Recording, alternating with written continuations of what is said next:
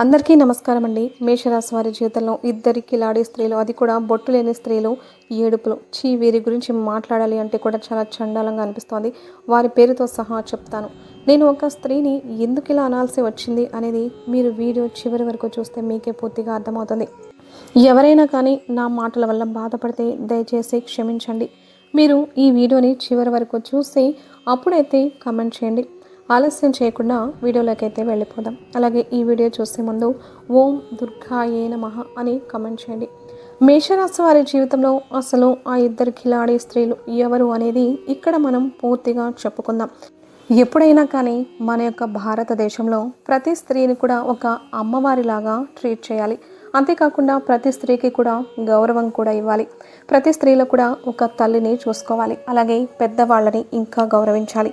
కష్టాల్లో ఉన్నవారిని, ఆపదలో ఉన్నవారిని మేమున్నాము అని చెప్పి ఒక భరోసాని, ఒక మాట సాయాన్ని అందించాలి. కానీ ఒక్క స్త్రీకి మరొక స్త్రీనే శత్రువుగా మారితే, అలాగే మేషరాశి వారి యొక్క పట్ల ఇటు పురుషులకైనా కానివ్వండి, అటు స్త్రీలకైనా కానివ్వండి, ఇద్దరి కిలాడి స్త్రీలు అంటే ఇక్కడ బొట్టు లేని స్త్రీ అని చెప్పి ఎందుకు చెప్పాను అంటే, ఆల్రెడీ వీళ్ళు పోరు భరించలేక వాళ్ళ భర్తలు ఎప్పుడో చనిపోయారు. ఇక్కడ బొట్టు లేని స్త్రీ అని కూడా వాడకూడదండి. ఎందుకంటే వారికి కూడా మనం గౌరవాన్ని ఇవ్వాలి. వారి బాధకి ఎందుకు వాళ్ళకి ఇటువంటి కర్మ వచ్చిందా అని చెప్పి నిజంగా మనం కూడా బాధపడాలి. అదొక మానవత్వమే. కానీ ఇటువంటి వారిని చూస్తే ఎంత ఓర్పుగా ఉన్న వ్యక్తులైనా కానీ, ఎంత పద్ధతిగా ఉన్న వ్యక్తులైనా కానీ అసలు కోపం తెచ్చుకోకూడదు అని చెప్పి అనుకున్న వ్యక్తులైనా కానీ, వీరిని చూస్తే ఖచ్చితంగా కనీసం వారి మొహాన్ని అనకపోయినా కానీ, నాలుగు గోడ మధ్యనైనా కానీ వారిని తిట్టుకునే ప్రయత్నం అయితే చేస్తారు. ఇంతకీ మేషరాశి వారి గురించి మనం వీరి యొక్క మనస్తత్వం గురించి మాట్లాడుకుందాం. అలాగే వీరికి ఆ స్త్రీలకు మధ్య సంబంధం ఏంటి, అలాగే అసలు వీరి జీవితంలో ఏం చేస్తున్నారు అని చెప్పి ఇంతలా మాట్లాడాల్సి వస్తుంది. ఇవన్నీ కూడా ఇప్పుడు మనం చాలా క్లియర్గా తెలుసుకుందాం. అలాగే ఖచ్చితంగా మీ లైఫ్లో కూడా ఇటువంటి స్త్రీలు ఉంటే కనుక కింద కమెంట్ సెక్షన్లో ఎస్ అని చెప్పి కమెంట్ చేయడం అస్సలు మర్చిపోవద్దు. మేషరాశి వారు వ్యక్తిగతంగా చాలా అంటే చాలా మంచివారు, చాలా పద్ధతి కలిగిన వారు, చాలా క్రమశిక్షణ కలిగిన వారు, చూడటానికి కూడా చాలా అందంగా ఉంటారు. ఓర్పు కలిగిన వారు, ఎవరిని కూడా మనసు నొప్పించే విధంగా మాట్లాడరు. ఎదుటి వారితో మాట్లాడేటప్పుడు చాలా జాగ్రత్తగా ఆలోచించి మాట్లాడతారు. అలాగే మనది కాదు అనుకున్న వస్తువు జోలికి కానీ, మనిషి జోలికి కానీ, లేదంటే కనుక పని జోలికి కానీ అస్సలు వెళ్ళరు. నా లైఫ్కి నాకేంటో నేను చూసుకుంటే సరిపోతుంది అన్నట్లుగా ఉంటారు. అలాగే వీళ్ళు కుటుంబం మీద ఎక్కువ కాన్సన్ట్రేషన్ పెడతారు. వీళ్ళకి పుట్టిన పిల్లల్ని కానీ, వీళ్ళ భర్తని కానీ, లేదంటే వీళ్ళ భార్యని కానీ, వీరి ఫ్యామిలీని కానీ చాలా జాగ్రత్తగా, చాలా ఎక్కువ ఇంపార్టెన్స్ ఇచ్చి చూస్తారు. లైఫ్లో వీరికంటూ ఎటువంటి ప్రాబ్లమ్స్ రాకూడదు అన్నట్లుగా వీరు సంపాదించే ప్రతి రూపాయిని కూడా ఇన్వెస్ట్మెంట్ చేసే విధంగా ఉపయోగించుకుంటూ ఉంటారు. అలాగే వీరు కష్టపడి పనిచేసే మనస్తత్వం కలిగిన వారు. ఒకరి కింద చేయి చాపడానికి ఎప్పుడూ కూడా ఇష్టపడరు. ఒకరికి మేమిచ్చే స్థాయిలో ఉండాలి కానీ, ఒకరి కింద మేము చెయ్యి చాపి తీసుకునే స్థాయిలో ఏ రోజు కూడా ఉండకూడదు అని చెప్పి అనుకునే వ్యక్తిత్వం కలిగిన వారు. ముఖ్యంగా మేషరాశి వారి గురించి ఇలా చెప్పుకుంటూ పోతే వీరిలో మంచి క్వాలిటీస్ చాలా ఉన్నాయి. కాకపోతే గత కొన్ని సంవత్సరాల నుంచి ఏలినాటి శని ప్రభావంతో చాలా ఇబ్బందులు పడుతున్నారు. ఆరోగ్యపరంగా చూసుకున్న, మానసిక ఆరోగ్యపరంగా చూసుకున్న, ఆర్థిక పరంగా చూసుకున్న, కుటుంబ పరంగా చూసుకున్న, ఇటు రిలేటివ్స్ పరంగా చూసుకున్న కొన్ని అనుమానాలు, కొన్ని అవమానాలు, కొన్ని ఇంట్లో గొడవలు, కొంత ఆరోగ్యం సరిగ్గా ఉండకపోవడం వల్ల మానసిక స్థితి అనేది ఎక్కువగా ఆలోచించి దానివల్ల డిప్రెషన్లోకి వెళ్ళడం, ఓవర్ థింకింగ్ చేయడం, దీనివల్ల అనేక రకాలైన ఇష్యూస్ రావడం, ఆడవాళ్ళకి గర్భసంచికి సంబంధించిన ప్రాబ్లమ్స్ రావడం, అలాగే గ్యాస్ట్రిక్ ప్రాబ్లమ్స్ రావడం, మగవాళ్ళకు కూడా గ్యాస్ట్రిక్ ప్రాబ్లమ్స్ రావడం, తలనొప్పి ఎక్కువగా అనిపిస్తూ ఉండడం, ప్రతి దానికి కూడా నీరసించిపోతూ ఉండడం, ఇలా ప్రతిదీ కూడా వీళ్ళకి 100%లో 80% ఎఫెక్ట్స్ అయితే చూపించాయి. ఈ యొక్క ఏలినాటి శని ప్రారంభం అయిన తర్వాత అయితే అన్నింటినీ కూడా తట్టుకొని నిలబడగలిగారు. దీని అంతటికీ కూడా కారణం వీరి యొక్క మంచి మనసు అనేది. ఈ మంచి మనసు ఎవరికైతే ఉంటుందో వాళ్ళకి ఖచ్చితంగా భగవంతుడు తోడుగా ఉంటాడు. కాబట్టి ఇప్పుడు ఈ 2026 సంవత్సరంలో ఏలినాటి శని దశ ఆ ఇనుప సంఖ్యల నుంచి బయటపడబోతున్నారు. అదృష్టం కలిసి రాబోతుంది. అలాగే శని భగవానుడు వెళ్తూ వెళ్తూ కూడా మీకు అదృష్టాన్ని ఇచ్చే వెళ్తాడు. ఈ యొక్క ఏలినాటి శని దశలో ఉండి కూడా ఎంతో పట్టుదలతోటి కష్టపడి ఒకరికి అన్యాయం చేయకుండా, ఒకరిని మోసం చేయకుండా, వీలైతే ఒకరికి సహాయపడుతూ సహాయం చేసుకుంటూ ఒక్కొక్క స్టెప్ ఎక్కిన వాళ్ళు కూడా మేషరాశి వాళ్ళు ఉన్నారు. కాబట్టి వీరి యొక్క లైఫ్ స్టైల్ అనేది చాలా అద్భుతంగా ఉండబోతోంది.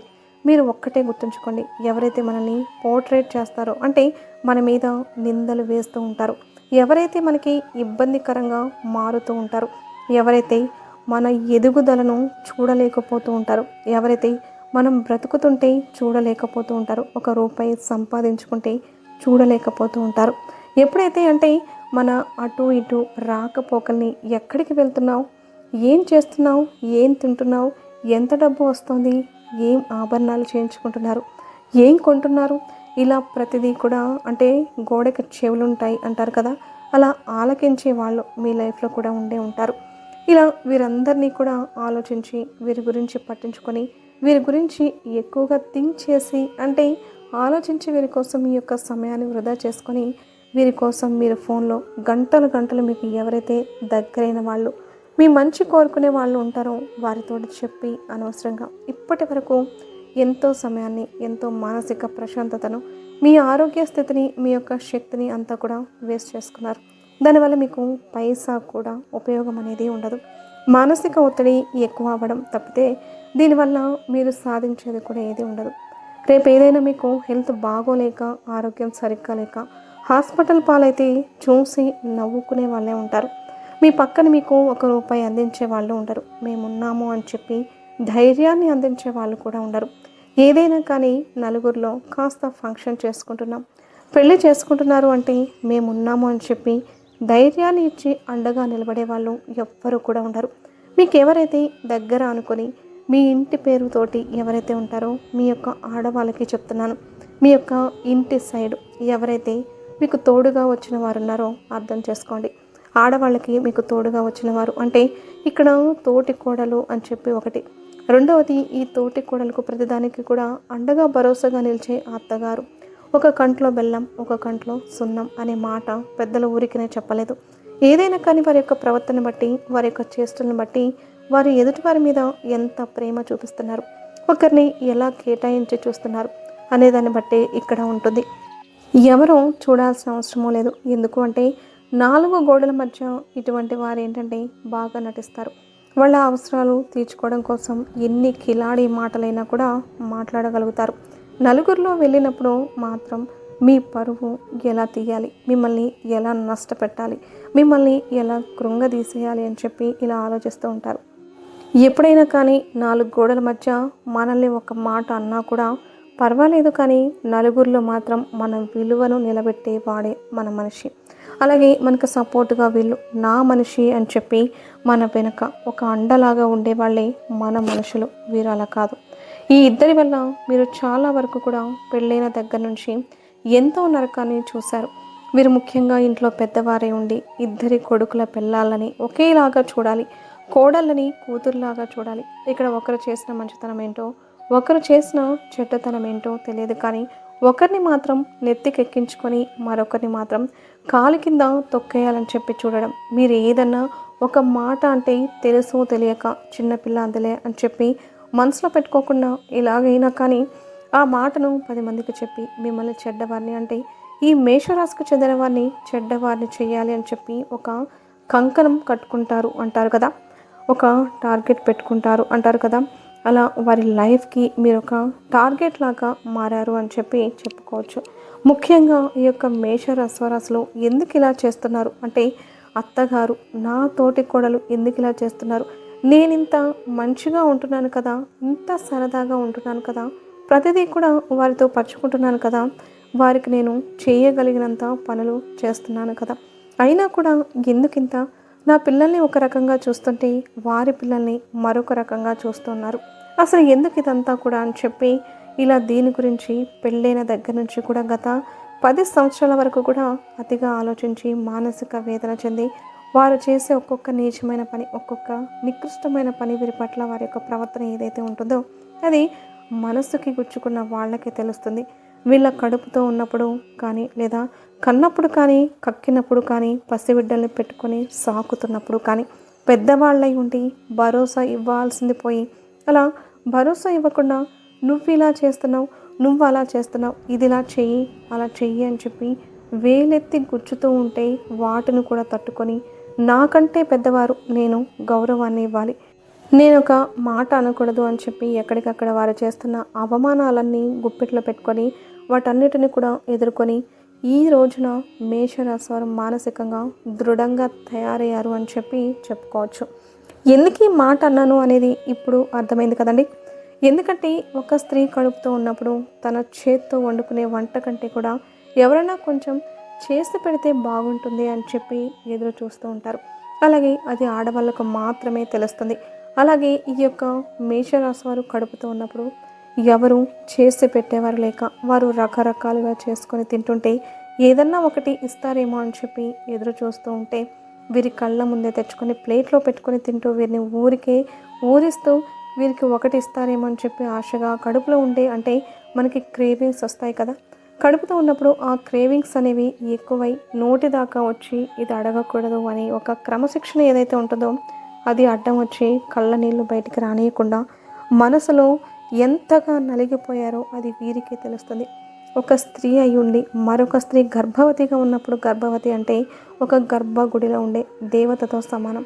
అటువంటి గర్భవతిని కూడా నువ్వు అలా, నువ్విలా అని చెప్పి ఒకరు ముందు అవహేళనగా మాట్లాడుతూ ఉంటే చెయ్యని తప్పుకి తలదించుకున్నటువంటి ఆ స్త్రీ ఎంత నరకాన్ని చూస్తుందో నిజంగా అది అనుభవించిన వాళ్ళకే తెలుస్తుంది. ఈ ఒక్క బాధలనేవి మేషరాశి వారి యొక్క స్త్రీలలో మనం 100లో 95% వరకు మాత్రం అనుభవించి తీరారు. మిగతా 5% మంది కాస్త అదృష్టవంతులు, కాస్త మంచిగా సపోర్ట్ చేసే అత్తమామలు, సపోర్ట్ చేసే తల్లిదండ్రులు, సపోర్ట్ చేసే తోడబుట్టిన వాళ్ళు, సపోర్ట్ చేసే ఆడపడుచులు ఉండి వారికి ఏ కష్టము ఏ నొప్పితో లేకుండా ఉండిన వాళ్ళు ఉండవచ్చు. కానీ 95% మంది మాత్రం ఈ నరకాన్ని అయితే చూశారు. అవునా కదా అనేది మీరు కింద కామెంట్ సెక్షన్లో అవును చూసామని చెప్పి కామెంట్ అయితే చేయండి. వారి పేర్లు మెన్షన్ చేయాల్సినంత అవసరం కూడా లేదు కాబట్టి వారిని ఈ మాటలు వాడవలసి వచ్చింది. కడుపు మండినప్పుడు అనేక రకాలైన మాటలు అనేవి బయటకు వస్తూ ఉంటాయి. అటువంటప్పుడు ఏం మాట్లాడుతున్నామో అనేది కూడా అర్థం కాదు. కానీ ఏ రోజు కూడా ఎప్పుడైనా గొడవల్లో ఎప్పుడైనా కోపం వచ్చినప్పుడు నువ్వప్పుడు ఇలా చేసావు, ఇప్పుడు అలా చేస్తావు అని చెప్పి 1-2 సార్లు వీళ్ళు దెబ్బడం తప్పితే వీరు ఏ రకంగా కూడా మానసికంగా టార్గెట్ పెట్టుకొని వీరిని ఏ సమయంలో ఇలా తొక్కాలి, వీరిని అలా చేయాలి, వీళ్ళకి టైం వచ్చినప్పుడు చెప్తాను అని చెప్పి ఎప్పుడు కూడా మనసులో పెట్టుకోలేదు. 10 మంది ముందు ఏ రోజు కూడా చులకన చేయలేదు. వారికంటూ ఒక గౌరవాన్ని, ఒక విలువను ఇచ్చారని చెప్పుకోవచ్చు. కాబట్టి మీరు మాత్రం వీరిని ఇలా అనడంలో ఉద్దేశం అయితే ఎటువంటి తప్పు లేదు. ఇటువంటి కిలాడీలు వెతుక్కుంటూ మళ్ళీ అవసరమైనప్పుడు వీరి దగ్గరికి వచ్చి మంచిగా నవ్వుతూ, ప్రేమ ఉన్న వాళ్ళలాగా పలకరిస్తూ, ప్రేమ ఉన్న వాళ్ళలాగా చేస్తూ వాళ్ళ యొక్క అవసరాలన్నీ కూడా తీర్చుకొని అవసరం తీరిపోయిన తర్వాత మళ్ళీ మొదటికే నువ్వెవరో నేనెవరో నీకు నాకు సంబంధం లేదు అన్నట్లుగా ప్రవర్తిస్తూ ఉంటే ఎవరికైనా కానీ కోపం వస్తుంది.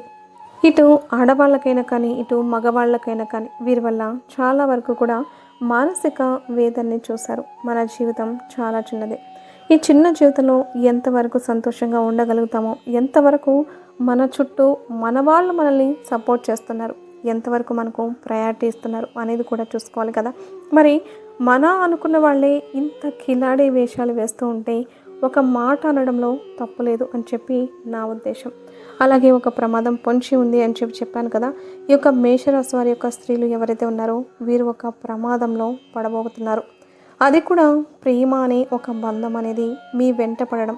ఈ బంధం వల్ల మీరు ఎటూ కూడా తేల్చుకోలేకపోవడం, దీనివల్ల కాస్త మానసికంగా ఒత్తిడికి గురవ్వడం, చేసే పనుల పట్ల శ్రద్ధ తగ్గిపోవడం, ఇది సరైనదా కాదా అని చెప్పి ఆలోచించుకోవడం, ఒక అవగాహన అనేది లేకుండా అడుగు ముందుకు వేస్తే కరెక్ట్ కాదేమో.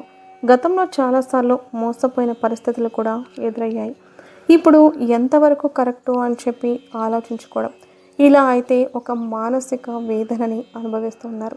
ఎప్పుడైనా కానీ గుర్తుపెట్టుకోండి, కడుపులో లేని ప్రేమ అనేది కాళ్ళ మీద పడినా కూడా రాదు. ఒకరు గతంలో మనల్ని మోసం చేశారు అంటే ప్రస్తుతం మన మీద ప్రేమ ఉంటుంది అని నమ్మడం నిజంగా అవివేకమే అవుతుంది. ఒకరిని ఎప్పుడైనా కానీ నమ్మేటప్పుడు వారి ముందు వెనుక అనేవి గతం తాలూకా జ్ఞాపకాలు అనేవి అన్నిటినీ కూడా క్యాలిక్యులేట్ చేసుకొని వారిని అంచనా అయితే వేయండి. అంతేకాని తీరా చేతులు కాలిన తర్వాత ఆకులు పట్టుకుంటే ఎటువంటి ఉపయోగం అనేది ఉండదు. అందులో మేషరాశి వారు ప్రతి చిన్న విషయాన్ని కూడా సీరియస్గా ఆలోచిస్తారు.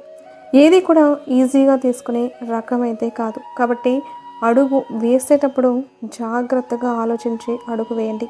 దీనివల్ల మీకు ఎటువంటి ప్రమాదం అనేది మీ జీవితంలో జరగకుండా ఉంటుంది. భగవంతుడు మీకు ఇక్కడి నుంచి అన్ని అదృష్టాలే రాశారు. ఎవరి గురించి ఆలోచించాల్సినంత అవసరం కూడా లేదు. ఎవరైతే నీ వాళ్ళు అనుకున్న వాళ్ళు ఉంటారో ఖచ్చితంగా వారు నీ వెనకే ఉంటారు. ఎప్పుడు కూడా మీ చెయ్యి వదిలిపెట్టరు. మీరు ఎవరి వెనక కూడా పడాల్సినంత అవసరం లేదు. పడింది చాలు. ఇప్పటి వరకు చాలానే పడ్డారు.